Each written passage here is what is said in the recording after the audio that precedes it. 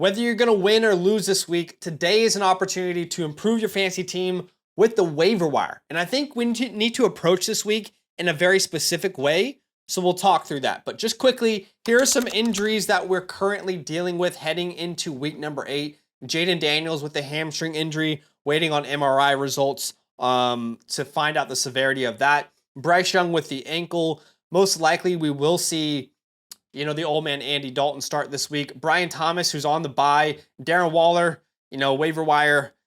For a couple weeks he helped you, but it's looking pretty bad right now. Cole Kmet, could that be helpful for another tight end we'll talk about here in a second? And then Kendre Miller. Now, before we get into my favorite pickups, I want to go to a segment that I'm going to call honey traps, okay? Because these guys may look attractive. You're probably going to see them in a lot of waiver wire articles and in videos, but in my opinion, they're more likely going to hurt you than not. So if you're going to pick up any of these names, then you need to spend 0 of your fab. They should not be your highest priority. They should be a pickup if nobody else is interested, right? I don't want you to go out there and waste your fab on the following names, okay? Because approaching the waiver wire, you can also save fab for important players or waste it on non-important players. So, for example, a name like Devin Neal. Now, Kendre Miller went down with an injury. Now, Devin Neal, let's be honest, right now, Alvin Kamara is the starting running back for the Saints, and there's very little fantasy value. So you would need an injury to Alvin Kamara, even for Devin Neal to present some sort of value, and that might not even be valuable. So don't waste your time picking him up. All right, DK from the Tennessee Titans. Yes, he had a touchdown, and he looked pretty good. 4 catches for 70 yards and a touchdown, but this could be the start of something brand new, with obviously the play calling changing in Tennessee, but I don't think that it's reliable from one week to the next, so be very, very cautious picking him up. How about all of the commander wide receivers, like Chris Moore, who had 2 catches for 59 yards, like Jalen Lane, who had 3 catches for 60 yards, like Luke McCaffrey, who I argued with my live stream for like 30 minutes not to start him, and a lot of people did. 2 targets, no catches, even before he had the concussion, even before Jane went out, he did nothing. It's probably going to be Marcus Mariota this week. None of these guys are reliable anyway, even if Marcus Mariota was there and ready to go. How about Parker Washington? Well, go pick him up. He's on a bye. You're not even sure if you would start him if he's not on a bye. So he's on the bye. It's pointless to go pick him up. Let's be honest about that. Okay, how about Pat Freiermuth? Yeah, we're talking about a guy in week 7, 65% of the snaps, caught 5 of them for 111 yards and 2 touchdowns. Not a single game outside of that over 6.5 fantasy points. This is not a guy that you're picking up and starting. There are plenty of other tight ends that you can pick up and start straight away. So these are not guys that I think you should spend any important fab or priority on in this week. Now, before we jump into, my pickups that I actually do think you should prioritize, in smaller leagues, if Travis Hunter is out there, he definitely should be rostered at this point. Here in week 7, for the first time, they really featured him as the number 1 wide receiver. He had 14 targets, caught 8 of them for 101 yards and a touchdown. This team said they wanted to feature him more as a wide receiver. They did it, and for 24 points, the 2nd overall pick in the NFL draft to kind of finally step up, that's someone you have to take seriously. So if for some reason he's out there, go pick him up. Okay, my number 1 pickup that should be available in a lot of leagues, Oronde Gadsden, all right? He's only rostered in 2% of ESPN and Yahoo leagues and 11% of sleeper leagues. This week, Oronde Gadsden had 9 targets, by far was the most utilized tight end, right? Tucker Fisk had just 13 snaps. Will Disley had just 3 snaps. They are featuring Oronde Gadsden, right? On those 9 targets, they were down the entire game, so you have to keep in mind, that's not always going to be the case, but in those 9 targets, he got 7 of them for 164 yards and a touchdown. And what's awesome about Gadsden is most of these tight ends, you're just getting dump-off looks, and there's not really much ability to stretch the field, high-value targets, but that's the opposite with Gadsden, right? They are targeting him down the field. He's able to create big, explosive plays. I mean, he actually set a record, broke Antonio Gates' record for the most receiving yards by a rookie Chargers tight end in any game. And also, by the way, since 2000, he has the most receiving yards in a single game by any rookie. His participation and routes are going up from week 3, 28% to 50 to 64 to 77% of the routes in each of the last 2 weeks. I mean, this is a real rookie breakout happening right in front of your eyes. So if you're struggling at the tight end position or even at the flex, I mean, if this continues, I'm not saying it will, but if it continues, right, you could have a chance to have someone as valuable as like a Quentin Johnson or a Keenan Allen, the way that they're using him. So I'm willing to spend about 15 to 20% of my fab to get Gadsden on my team. Maybe more if you're really, really tight and needy. Okay, my second pickup here is going to be Kyle Monangai. Now, with the Chicago Bears, they obviously dominated this game against the New Orleans Saints, so we don't know if it was a more competitive game, what the usage would have looked like. But DeAndre Swift had 36 snaps. Kyle Monangai right there at 31. When you look at routes run, targets, carries, they're pretty close to each other. Obviously, Swift led the way with 20 total touches, but 15 touches for Kyle Monangai, very promising. And he turned those touches into 81 rushing yards, 13 receiving yards, and a rushing touchdown, 17.4 fantasy points. I want you guys to think about something. What have we talked about all offseason with Ben Johnson and how he deploys his running backs? We talked about, look at what he did in Detroit with the names like Jahmyr Gibbs and David Montgomery. Well, for the first time this year, DeAndre Swift and Kyle Monangai, both great fantasy finishes. Could that be a sign of things to come? I don't know, but I would love to roster him to find out, because he certainly is showing plenty of enough flashes to warrant a roster spot at this point. 10 to 15% of my fab on him. Okay, next up, a lot of you guys probably need help at quarterback this week with all of the buys and all the injuries. So here are 3 quarterbacks that I think you can go pick up and start them this week. Starting off with Jackson Dart. Jackson Dart, we've been hesitant to really call him like someone that you could stream every week, because there's been a lot of really bad matchups that he's had ahead of him, but he just keeps performing, man. Versus the Chargers, his first ever start, 19.8 fantasy points. Then versus the Saints, 17. Versus the Eagles, 23. Then versus a really tough Denver Broncos defense, 29.4 fantasy points, 3 touchdowns. He's consistently getting opportunities on the ground as well as a rusher. There's enough of a safe floor with what he does as a rusher, and there's plenty of upside with what he can do through the air. This week he faces Philadelphia. In week 6, he faced Philadelphia on Thursday night. He had 23.6 fantasy points. Philadelphia's defense is going to be better than they were that week because they had a lot of injuries, but still, he's a really safe flex and maybe an upside play moving forward.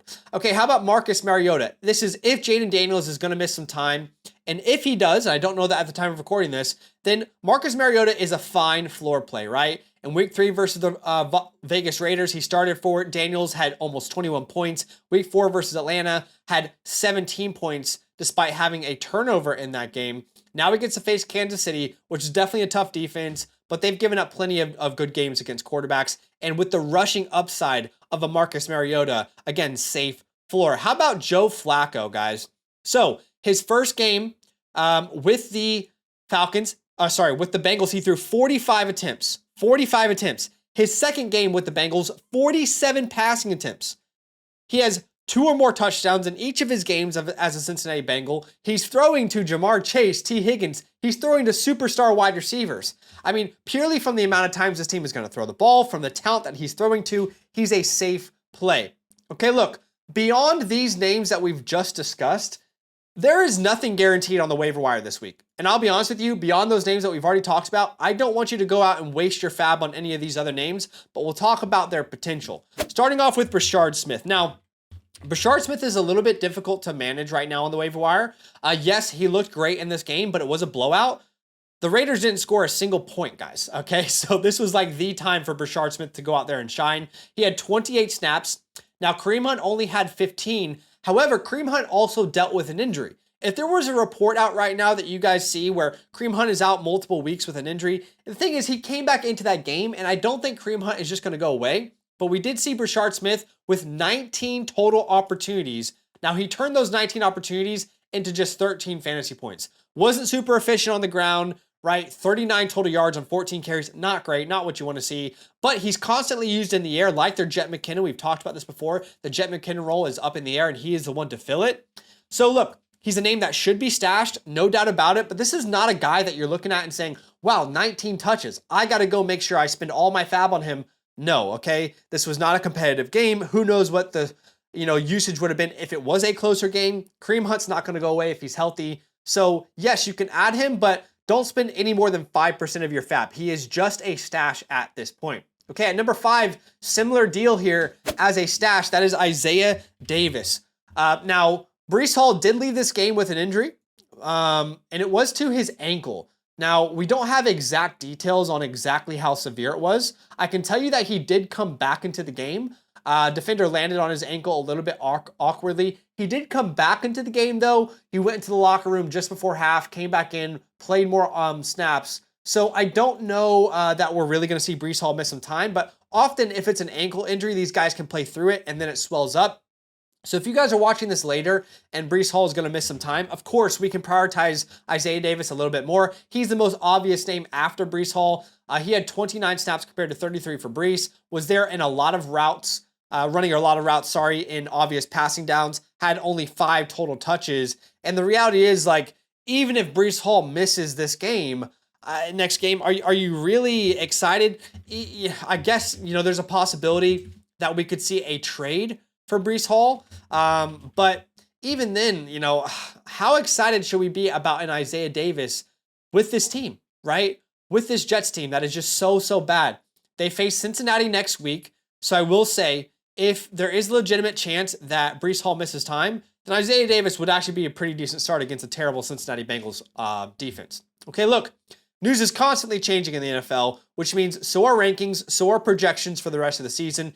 If you want my latest up-to-date rankings as soon as I hit submit, then become a season pass member with my promo code LAND. It's a $34 one-time purchase. When you use my code LAND, you're going to get all of my rankings, some premium assets on the Flock site, like the trade calculator, all the cool tools over there, as well as some vouchers to come on our live stream and ask us some questions. Okay, at number 6, let's quickly talk about Xavier Legette. He was almost in the honey trap segment. Look, Xavier Legette came out there and had 11 targets, caught 9 of them for 92 yards. To me, it felt much more like a matchup issue than a Legette breakout, as in they were very focused on stopping Tetairoa McMillan. But before this, right, 2 targets the previous game, 3 targets the game before that. I just don't want you to go out there and spend like 20% of your fab on Legette or something. I don't think this is an indication that he's going to be startable each and every week. If anything, 0 to 5% of your fab. How about Theo Johnson? Well, Theo Johnson actually had quite a few drops in this game, and that was obviously very frustrating for the Giants because you don't really want to see that. Daniel Bellinger also got some work. He played 52 snaps, but most of the targets did go to Theo Johnson, 7 versus 4 to Daniel Bellinger. And with no serious wide receiver outside of Wan'Dale Robinson, you can obviously consider a Theo Johnson. But again, between Theo Johnson, Daniel Bellinger, both of these guys are streamable, but they're both going to be boom bust every single week. Honestly, I should have this next name ahead of Theo Johnson because I think there's a higher upside with him. And we're going to talk about Colson Loveland, okay? The first round rookie tight end who hasn't gotten much work just yet, but the Bears did rule out Cole Kmet in their last game with a back injury. If Cole Kmet is going to miss some time, we could finally see Loveland in a feature role. What's really held him back is Cole Kmet, honestly. But this week, he had a career high in targets with 4, career high in receptions with 3, and had 24 receiving yards. If we can just get a game without Cole Kmet, what could Colson Loveland do? So talented. Anybody who's a Michigan fan would know that. But look, I'm going to jump into some defensive streamers for this week. But just before I do, whether you won or lost in week 7, week 8 presents a brand new opportunity to win some money with the DFS contest. Here are 6 players I like in week number 8. Bijan Robinson versus Miami. He should have a huge day against that Miami Dolphins defense. We're going to put Chase in after having 23 targets. Rome Odunze has a great bounce back opportunity against the Baltimore Ravens. Breece Hall against the Cincinnati Bengals if he plays, right? Drake London, Cortland Sutton against the Dallas Cowboys. You can set your own lineup. All you got to do is download the FastDraft app, use the promo code LAND. I'll match your deposit up to $50, and then you're going to get my week 8 rankings completely free. You can check that out in the pinned comments below. Last thing here on today's video, streamers for defense week number 8. The Colts play the Titans. That's the best matchup for your defense. The Patriots face the Browns, the Bills at the Panthers, and the Bucks at the Saints. Those first 3 are top 10 matchups for your fantasy defenses. The Saints, Spencer Rattler kind of unraveled a little bit last week, so I like the Bucks against the Saints that week. But guys, I appreciate you so much watching the video. Do me a favor, hit the like button, show some love, subscribe if you like the content, and I'll see you guys in the next video. Nothing but love. Draft with me every night this week on the FastDraft app, where there are thousands of dollars to be won weekly. Getting started is easy. Download the FastDraft app, use the promo code LAND at signup to get your deposit match up to $50. That's up to 10 free entries on us. And when you finish your first DFS contest, I'll send you my weekly rankings completely free. Check out the link in the pinned comment to start drafting today.